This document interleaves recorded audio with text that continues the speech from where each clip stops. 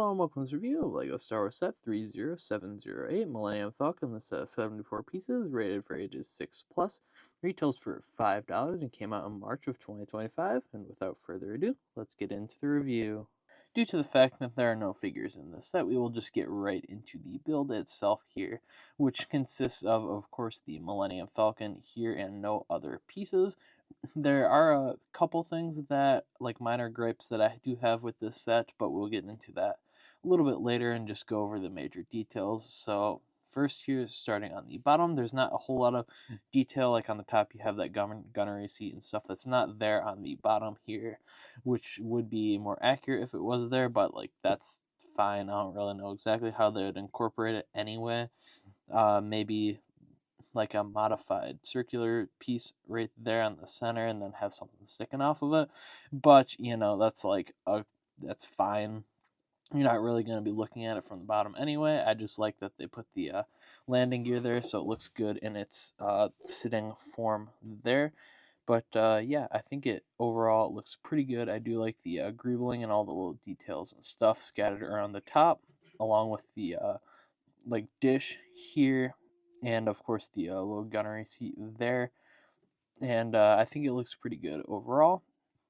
I do kind of like the back like thrust area, although maybe they could have put something on that stud and that stud there to make it more like circular, I guess, kind of a little bit more accurate or something. But I do think it looks good, just maybe a little bit too deep in there, as you can kind of see from the side there. It's a little bit difficult to tell.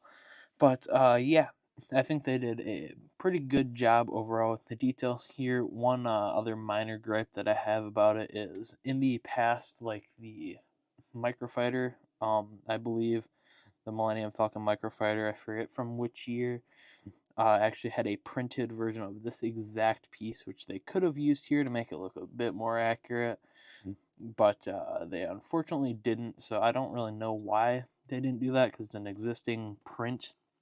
They would probably just have to, like, I don't know, pull the print out of retirement or something. I don't really know exactly how that works.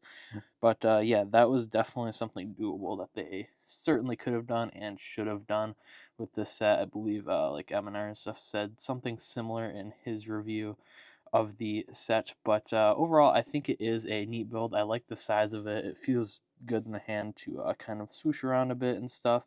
And it looks good enough that I would set it on display and put it on a shelf, which is probably where it's going to end up going after this video.